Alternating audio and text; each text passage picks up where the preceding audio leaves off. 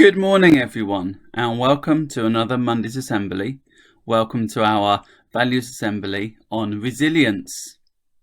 I wonder how you did last week. I wonder how things were for you. I wonder if you found something tricky. I wonder if you encountered a problem that you didn't immediately know how to solve. I wonder if you tried something and it didn't work. Well, guess what? You're not alone. I think that happened to more or less everyone in our school at some point. Probably everyone all over the world. Things very, very rarely go as you really want them to. And when things go wrong, when you have that little bump in the road, you need your resilience. Remember last week we showed the video of the little child trying and trying and trying again to walk until finally she made it. And it's that concept of continuing to try that marks you out to be a resilient person. So let's have a look at this PowerPoint down here.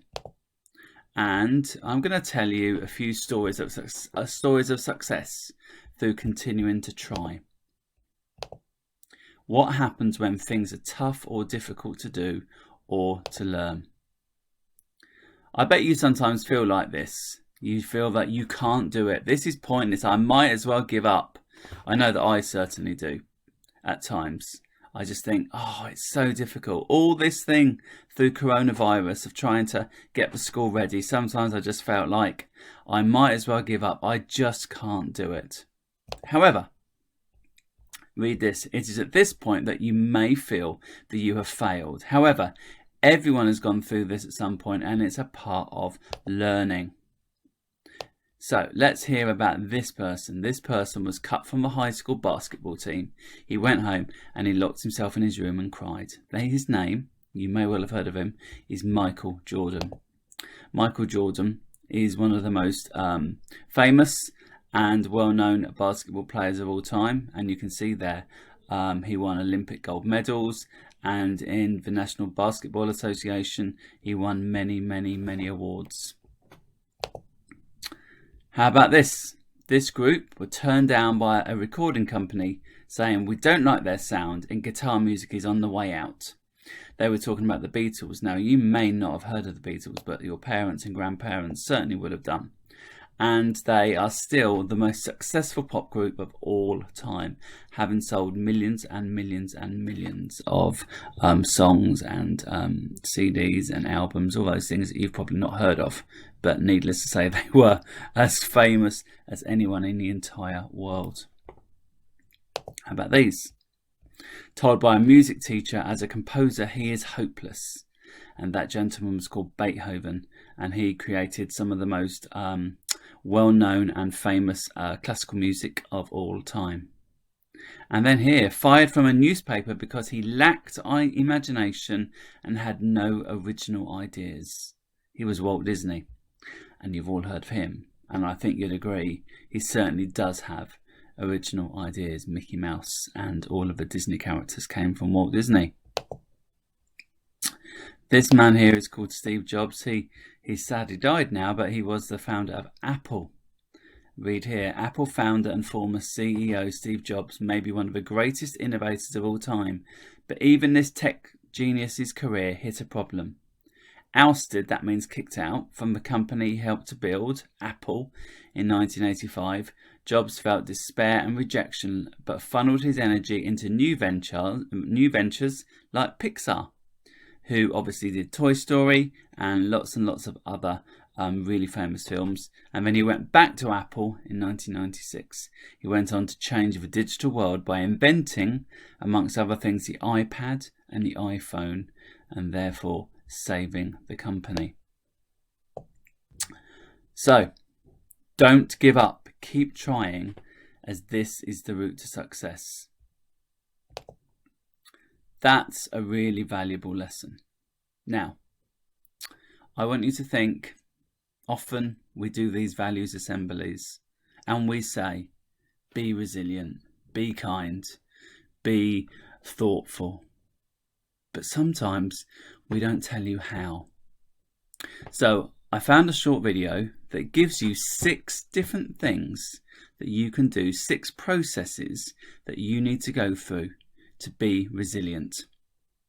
Have a look at it, and then at the end, your teacher will give you a minute or so to think, how are you going to use these 6 different tools, these 6 different skills in the next week in order to become the resilient people that we know you are. Is resilience, and how do you become resilient? Resilience is the ability to keep picking yourself up after failure and continue trying. Every athlete, musician, academic, actor, singer, entrepreneur, and just about anyone who has achieved something in life has developed resilience. Because they wouldn't be where they are now if they had given up at the first stumbling block. We all need to develop resilience when working towards a goal. But how do we do it? Here are a few simple steps. Number 1. Keep doing the fail, learn, and try harder sequence. Let's say you want to learn to ice skate. So you put those skates on and step out onto the ice. That's you trying this new thing. 2 steps in and whoop, you fall. That's you failing. You get up and take 2 more steps, and maybe even manage a 3rd step before falling again.